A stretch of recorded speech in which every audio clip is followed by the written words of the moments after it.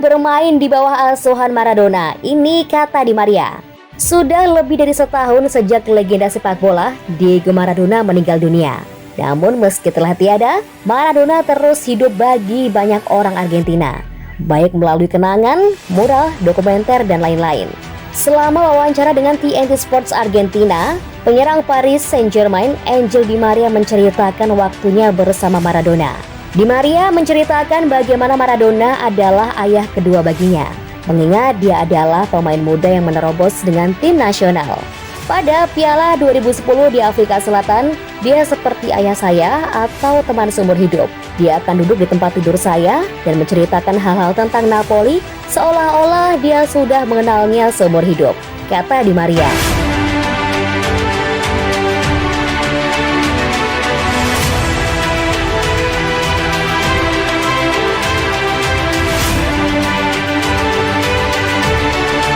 Lionel Messi tidak pernah berencana jadi pemain terbaik dunia.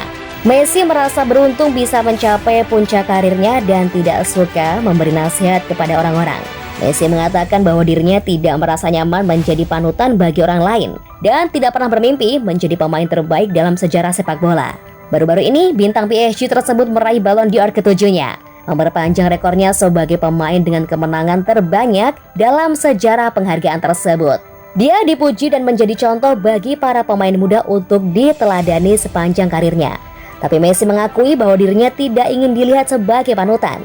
Saya tidak tahu apakah saya seorang panutan. Saya tidak suka menjadi panutan atau memberi nasihat.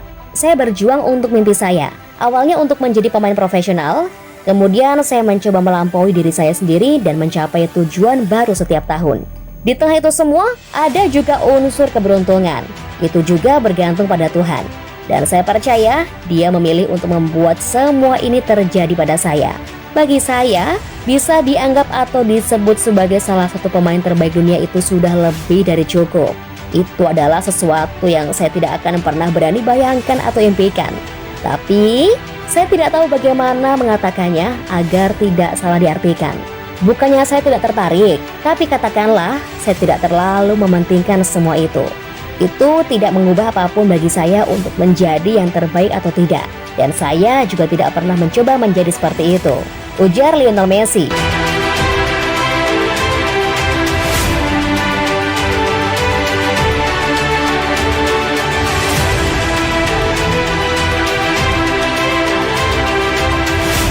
Lens versus PSG, Wijnaldum selamatkan Les Parisiens dari kekalahan.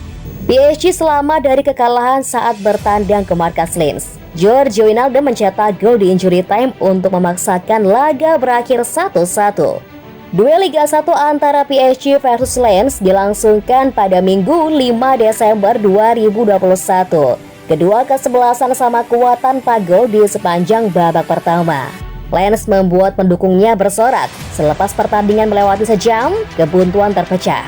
Fofana membawa Lens memimpin 1-0. Messi kehilangan bola dan terus berbaring di atas lapangan. Fofana kemudian melepaskan sepakan keras dari luar kotak penalti yang menjinakkan kawalan Keylor Navas. Selanjutnya PSG melakukan pergantian sejumlah pemain. Di antaranya Wijnaldum dimasukkan untuk menggantikan Leandro Paredes dan Kylian Mbappe masuk menggantikan Mauro Icardi. Keputusan itu terbukti tepat. Di masa injury time, Mbappe mengirim umpan silang dari sisi kiri. Wijnaldum melompat paling tinggi, lalu menyambut bola dengan sundulan.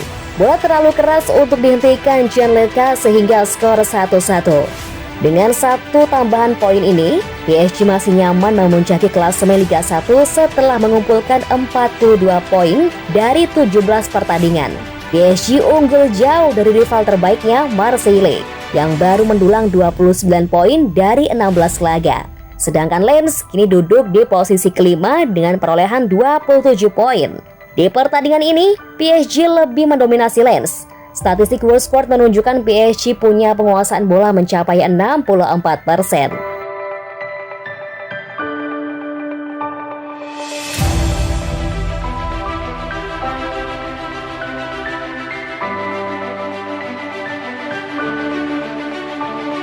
Identik dengan nomor 10. Ini alasan Messi pilih nomor 30 di PSG. Tahun lalu, Neymar Jr. menyatakan setelah menang atas Manchester United di Liga Champions UEFA bahwa dia ingin bermain dengan Messi lagi. Seperti sudah takdirnya, pria berusia 29 tahun itu akan mendapatkan keinginannya. Ketika mimpi menjadi kenyataan bahwa Messi menuju ke PSG, Neymar menawarkan nomor 10 untuk Messi sebagai isyarat penyambutan. Namun Messi menolak untuk mengambil nomor tersebut, seperti yang dia nyatakan dalam wawancara mendalam dengan France Football via kanal Supporters.